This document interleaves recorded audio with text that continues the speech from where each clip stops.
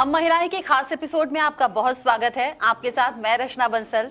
हम महिलाएं यानी कि आधी आबादी, और आधी आबादी की आवाज उठाने का जिम्मा राजनेताओं के पास होता है। राजनेताओं में अगर महिलाओं की भूमिका हो तो अलग तरीके से देखी जाती है, और अगर राजनीति को थोड़ा सा कम स्तर पर मैं आंकूं या फिर शुरुआत उसकी देखूं तो गांव-गांव में प्रधान और सरपंच के तौर पर वो भूमिका निभाते हुए आपको नजर आएंगे।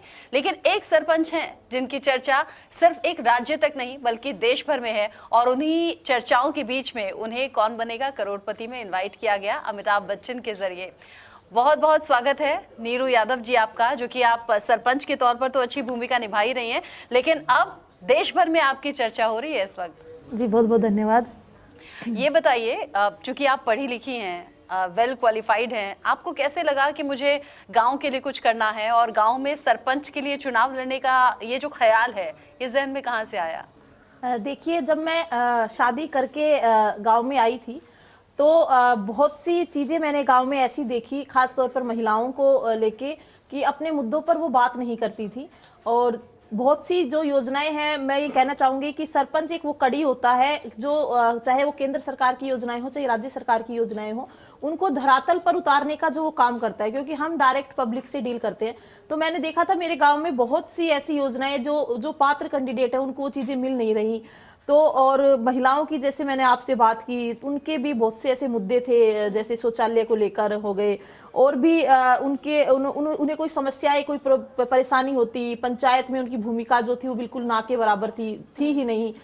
तो इस टाइप की, और फिर कुछ शुरू से ही एक सोशल काम करने का हमेशा से ही मन में था, लोगों की मदद करना, और फिर कुछ ऐसा करना था कि ग्राउंड के ऊपर कि कुछ अच्छा मैं करूं। तो फिर एक बार फिर उस समय जो था ये महिला सीट आई उसमें, तो फिर विचार बनाया मन में कि क्यों ना मैं भी सरपंच का चुनाव लड़के देखूं, और सरपंच का चुनाव लड़ूं और गांव के लिए कुछ मैं अच्छा करूं।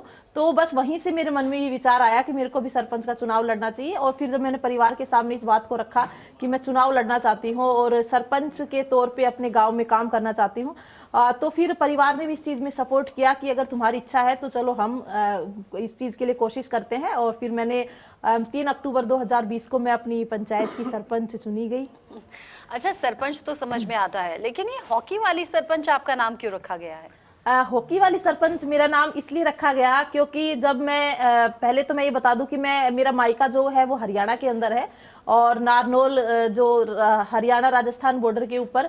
तो मेरे को खुद मतलब हॉकी खेलने का बहुत शौक था, लेकिन क्योंकि मैं दक्षिण हरियाणा से आती हूँ तो वहाँ वो सुविधाएं हमें भी शायद नहीं मिल पाई, मुझे भी नहीं मिल पाई, और मैं अपना सपना जो है वो पूरा नहीं कर पाई। लेकिन जब मेरे को ये पता लगा कि मेरी पंचायत में कुछ लड़कियां ऐसी हैं जो स्कूल में जिन्होंने हॉकी खेला था और उनको इंटरेस्ट है हॉकी खेलने में, तो वो सपना मेरे को उनके अंदर दिखाई दिया कि मैं नहीं कर पाई, क्योंकि अगर मैं इनका सपोर्ट बनूं या मैं इनको वो चीजें अवेलेबल करवा के दूं तो शायद ये लड़कियां आगे जा सकती हैं।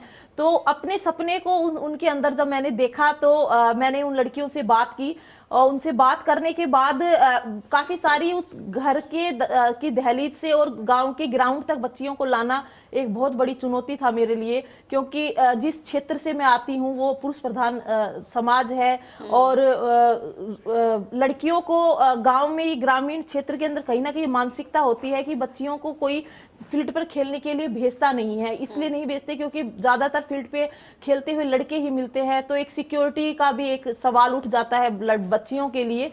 तो उनको वहां तक लाने के लिए काफी समस्या और काफी चुनौतियों का सामना मेरे को करना पड़ा। उनके पेरेंट्स से बात करनी पड़ी, अगर पेरेंट्स मान जाते हैं तो परिवार में कोई नहीं मानता कि उसके चाचा क्या बोलेंगे या फिर पड़ोसी क्या बोलेंगे, हम भेजेंगे नहीं। फिर उनकी ड्रेस को लेकर की समस्याएं आई कि ऐसे कपड़े पहन के हमारी लड़कियां फील्ड में नहीं खेलेंगी, तो वो सब चीजें आई। तो जब मैं उनको लेके वहां तक आई और हमने जब शुरुआत की, तो क्योंकि एक सरपंच का भी एक दायरा होता है, और जब हमने शुरुआत की थी तो हमारे पास ग्राउंड नहीं था, और उस समय राजस्थान में ग्रामीण ओलंपिक खेलों का भी उस टाइम आगाज हो गया था। तो फिर हमने शुरुआत की अपने गांव से 8-10 किलोमीटर दूर एक हॉकी का ग्राउंड था, वहां से हमने शुरुआत की, और वहां बच्चियों को दोनों समय लेके जाना, 2 घंटे सुबह 2 घंटे शाम, और उनके साथ में जाती थी।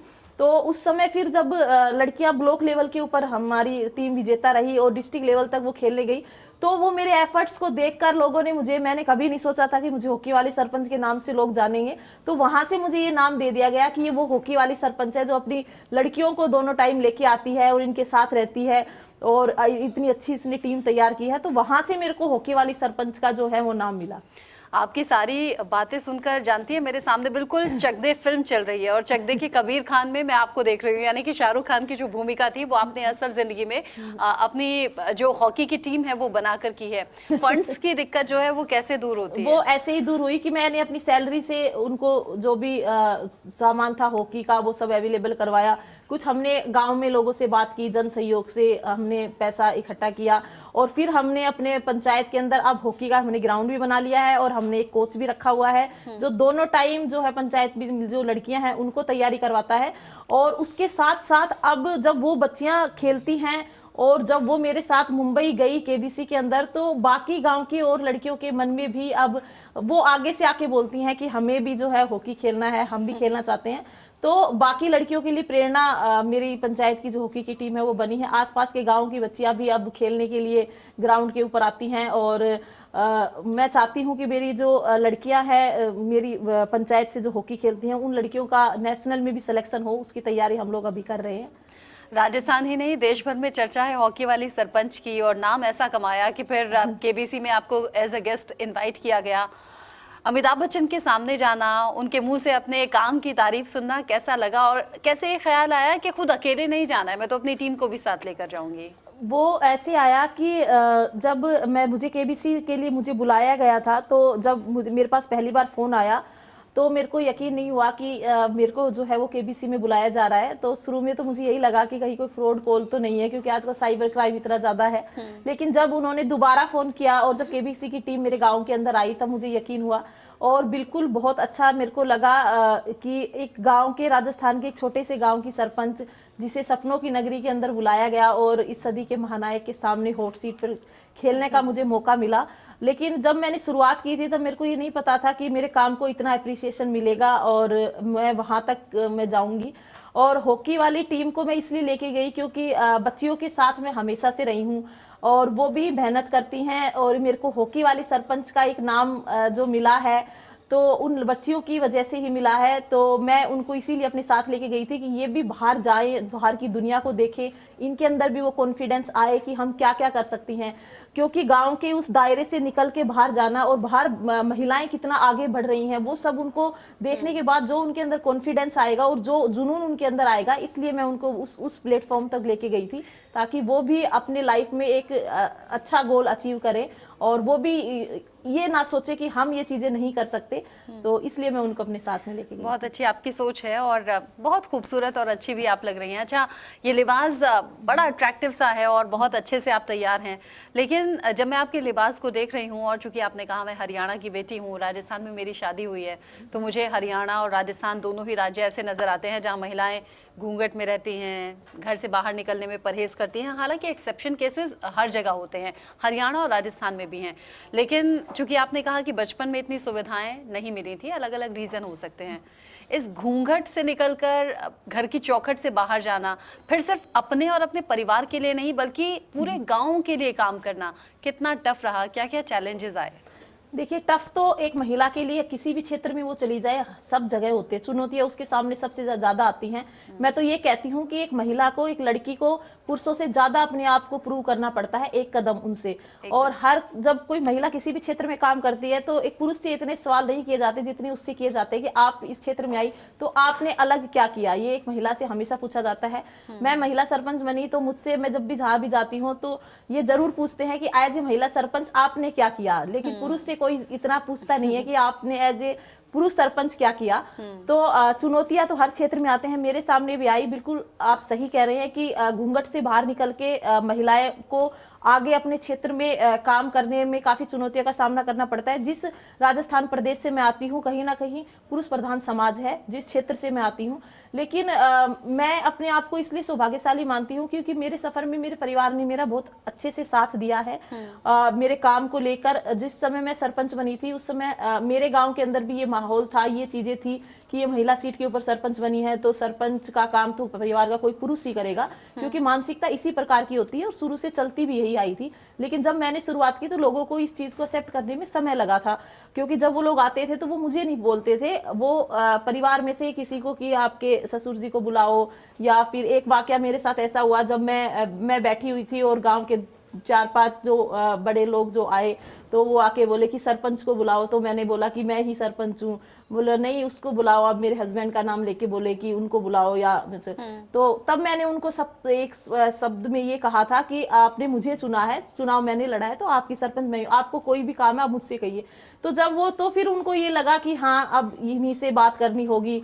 तो लोगों को गांव में ये चीज एक्सेप्ट करने में बड़ी समस्या आती है। कितने गांव हैं आपके अंडर में, और आपके सरपंच बनने के बाद गांव की महिलाओं की जिंदगी कितनी बदली है? देखिए मेरी पंचायत का नाम जो पंचायत हेडक्वार्टर है वो लांबी अहीर है, और 3 गांव आते हैं, जिसमें से एक लांबी गांव है, एक सहड़ गांव है और एक कानसिंहपुरा गांव है। मेरी पंचायत में 3 गांव हैं। और महिलाओं की मैं आपको पहले भी मैंने बताया है कि महिलाओं की भागीदारी जो पंचायत में थी वो बिल्कुल ना के बराबर थी। जब से मैं सरपंच बनी महिलाएं पंचायत घर में आने लगी हैं। अब हमारे पंचायत में महिला सभाएं होती हैं, महिला दिवस हमारी पंचायत में मनाया जाता है और महिलाओं की समस्याओं पर बात की जाती है। वार्ड के अंदर भी वार्ड महिला सभाएं होती हैं। अब मेरे गांव की महिलाएं जैसे बोलती हैं कि पहले भी बोली हमने हमेशा से वोट डालने हैं, क्योंकि महिलाओं को सिर्फ एक वोट बैंक के रूप में यूज किया जाता है। उनके वोट तो सभी को चाहिए, लेकिन उनके मुद्दों पर कोई बात नहीं करना चाहता, उनसे कोई बात नहीं करना चाहता, उनकी समस्याएं क्या है वो कोई नहीं जानना चाहता। उनको वो पंचायत घर में आती नहीं थी, अब वो खुद आती है पंचायत घर में, अपने यहाँ तक कि अपने आधार कार्ड से रिलेटेड हो या फिर किसी और उनके डॉक्यूमेंट्स वगैरह हो, वो खुद आती है, खुद अपने काम करवाती हैं। तो ये एक मेरी महिलाओं पंचायत की महिलाओं में ये बदलाव आया। उनकी हिम्मत बनी है कि हमारी भी कोई सुनने वाला है, हम अपनी समस्याएं डायरेक्ट सरपंच के पास लेके जा सकते हैं। और उनकी भागीदारी है पंचायत में बनी है। ग्राम सभाओं में वो आने लगी हैं, जबकि पहले वो समझती नहीं थी कि ग्राम सभा होती भी क्या है। वो कहती थी हमें कोई बुलाता ही नहीं था, हमें पता ही नहीं होता था कि कहाँ काम हो रहा है कहाँ नहीं हो रहा है। तो ये वाला बदलाव मेरी पंचायत में आया है कि महिलाएं सामने आई हैं और अपना काम खुद करवाने लगी हैं। अच्छा, कॉन्फिडेंस तो अच्छा आया है महिलाओं में, लेकिन इंडिपेंडेंट वो बने इसके लिए क्या इनिशिएटिव लिए हैं आप? देखिए इनके लिए इनिशिएटिव मैंने ये लिए है, जो राजीविका के जितने भी समूह हमारी पंचायत के अंदर है उन महिलाओं को हमने ट्रेनिंग दिलवाई है। कुछ महिलाएं हैं जो सिलाई का काम करती हैं, कुछ महिलाएं हैं जो जिन्होंने अपने घर में दुकान की है, कुछ महिलाएं हैं जो पार्लर का काम करती हैं और जो छोटे मोटे सामान है वो बनाती हैं। तो इस प्रकार से उनके अंदर एक कॉन्फिडेंस आया है। बहुत अच्छी आपकी सोच है और उस सोच पर आप काम कर रही हैं, और बहुत कम वक्त 3 साल का ही वक्त हुआ है आपको एज ए सरपंच, लेकिन गांव में वो बदलाव दिख रहा है। एक और बदलाव और एक बहुत बड़ी दूरदर्शी सोच आपकी है प्लास्टिक मुक्त अपने गांव को बनाने की। एक तरफ तो देश में सरकार की ये कोशिश है कि सिंगल यूज प्लास्टिक बैन हो और जगह जगह ये कैंपेन चल भी रहे हैं, लेकिन आपका गाँव ऑलरेडी प्लास्टिक फ्री हो चुका है। बिल्कुल, देखिए हमने एक प्रयास किया छोटा सा अपने पंचायत स्तर के ऊपर, क्योंकि सरकार भी कहती है कि प्लास्टिक को बैन करना चाहिए, लेकिन जितना प्रोडक्शन हो रहा है उससे ज़्यादा हमारी डिमांड है प्लास्टिक को लेकर। क्योंकि तो हमारी पंचायत में एक वाकया ऐसा हुआ था कि एक बार एक गौ माता का मतलब वो बीमार थी, तड़प रही थी। तो हमने जब उसका इलाज हमने करवाया तो देखा कि उसके अंदर इतना ज्यादा प्लास्टिक उसके पेट में से निकला। तो वो बहुत ही कि बेजुबान जानवर है जो बोल नहीं सकते। हम शादियों में इतना ज्यादा यूज करते हैं प्लास्टिक को कि वो झूठा खाना उसमें पड़ा रहता है, तो उसके साथ साथ वो प्लास्टिक भी खा रही है। तो फिर हमने अपने पंचायत के अंदर ये इनिशिएटिव लिया कि हम, क्योंकि एकदम से किसी भी चीज को हम बैन नहीं कर सकते, लेकिन हम जब हम दूसरे के लिए अल्टरनेट कोई दे देंगे तो जाहिर सी बात है फिर वो उस चीज को कम यूज करेगा। तो फिर हमने अपनी पंचायत के अंदर एक बर्तन बैंक की स्थापना की। लोगों से हमने बात की कि हम थोड़ा धीरे धीरे करेंगे, क्योंकि एकदम से किसी चीज में बदलाव नहीं होता, पीढ़ियां चली जाती हैं कोई किसी भी उसमें बदलाव लाने के लिए। तो हमने अपने पंचायत में बर्तन बैंक की स्थापना की। 5,000 से 7,000 तक के बर्तन हैं हमारे बैंक के अंदर, वो भी स्टील के। तो अब हमारी पंचायत में कोई शादी या कुछ कोई भी फंक्शन होता है कुछ भी, तो हम वो बर्तन ही यूज करते हैं। जो परिवार बर्तन यूज करता है वो गिन के बर्तन लेके जाता है, वापिस गिन के उसमें जमा करवा देते हैं, और उसके बाद अपनी इच्छा से कोई उसमें ऐड करना चाहे तो वो ऐड कर सकता है। तो हमने ये एक वो रखा है, क्योंकि उससे फिर वो बर्तन बैंक बढ़ता चला जाएगा। और बाकी पंचायत में और पर्यावरण के अंदर तो भी हमारी एक छोटा सा योगदान रहेगा ही। और मैं सभी से ये कहना चाहती हूँ कि शादियां पहले भी गाँव के अंदर होती थी, और उस समय अगर बारात आती थी तो हम खाट इकट्ठा करते थे और पंचायत के अपने खुद के बर्तन हुआ करते थे, तो शादियां पहले भी होती थी। तो हर पंचायत के अंदर एक ऐसी बर्तन बैंक की आवश्यकता है। हम एक छोटे स्तर से शुरुआत कर सकते हैं पर्यावरण को साफ करने का। तो ये हमने छोटा सा एक अपनी पंचायत में प्रयास किया है। ये जो प्लास्टिक फ्री आपने गांव किया है, ये किस सोच के साथ किया है? क्योंकि पर्यावरण के लिहाज से कहते हैं कि भाई सिंगल यूज प्लास्टिक बहुत ज़्यादा खतरनाक है, इसको ख़त्म किया जाना चाहिए। क्या पर्यावरण आपके जहन में रहा? हालांकि गांव की तो वैसे ही बहुत शुद्ध और साफ हवा होती है। बिल्कुल। देखिए, पर्यावरण के बारे में मैं हमेशा सोचती हूँ। उसके लिए मैंने अपनी पंचायत में पंचायत के अंदर एक ये है कि जिस भी लड़की की शादी होती है, एक नवाचार मैंने अपनी पंचायत में किया होती है, तो मैं उस लड़की से उसकी शादी में कन्यादान के अंदर मैं पेड़ देती हूँ पंचायत की तरफ से, और उस बच्ची से ही वो पेड़ हम लगवाते हैं और शपथ दिलवाते हैं उसके परिवार को कि वो इस पेड़ को पालेंगे। नवविवाहित जोड़ा भी कोई है, शादी लड़के की होती है, तो उसकी मुंह दिखाई में भी हम उस नवविवाहित जोड़े से पेड़ लगवाते हैं और उनसे शपथ हम पंचायत की तरफ से दिलवाते हैं कि आप इस पेड़ का जो है वो रख रखाव करेंगे। एक हमने अभी पर्यावरण को लेकर एक मुहिम भी हमने चलाई अपने पूरे ब्लॉक के ऊपर, मेरा पेड़ मेरा दोस्त, जिसमें हमने पूरे ब्लॉक के जितने भी सरकारी विद्यालय हैं उसमें बच्चों को पेड़ वितरित किए हैं और उनसे शपथ दिलवाई है कि वो सभी इसको एक दोस्त के रूप में इस पेड़ को पालेंगे। तो बच्चों के अंदर बड़ा उत्साह था इस चीज का और उन्होंने उसका नाम भी रखा और वो पेड़ लगाया। तो इस प्रयास से अगर हमने 21,000 या 31,000 पेड़ अगर हमने बांटे हैं, तो अगर उनमें 11,000 पेड़ भी अगर लग जाते हैं और बड़े हो जाते हैं, तो पर्यावरण के क्षेत्र में हमारा एक छोटा सा योगदान मैं मानूंगी कि वो रहेगा। तो ये सब हमने पर्यावरण को लेकर भी अपनी पंचायत और अपने आसपास के क्षेत्र में किया है। अच्छा, अभी जब सरपंच की बात हो रही थी और मैंने पूछा है शुरुआत कहाँ से हुई, तो आपने कहा महिला रिजर्व सीट आ गई थी, तो सोच वहां से बनी कि हाँ मैं सरपंच का चुनाव लड़ूं, और मैं सरपंच चुनी गई। अभी देश में चूंकि महिला आरक्षण बिल को लेकर बहुत ज्यादा चर्चा हो रही है, इस फैसले को आप किस तरीके से देखती हैं देश के लिहाज से, महिलाओं की भूमिका के लिहाज से? हाँ बिल्कुल। महिला आरक्षण की आपने बात की, तो मोदी जी ने जो ये तोहफा हम महिलाओं को दिया है, मैं उसका दिल से मोदी जी को धन्यवाद भी देती हूँ। दिल की सुनेंगे तो फिर नीरू यादव की तरह ही नाम कमाएंगे, और नाम ऐसा कि देश भर में चर्चा उनकी हो रही है। नीरू यादव जी, आप यहाँ पर आए, अपना अनुभव आपने शेयर किया, साथ ही आपका विजन बहुत क्लियर है। आप इसी तरीके से आगे बढ़ते रहिए, अपने फैसलों के लिए जानी जाइए और खूब नाम कमाइए। भविष्य के लिए आपको बहुत बहुत शुभकामनाएं। धन्यवाद।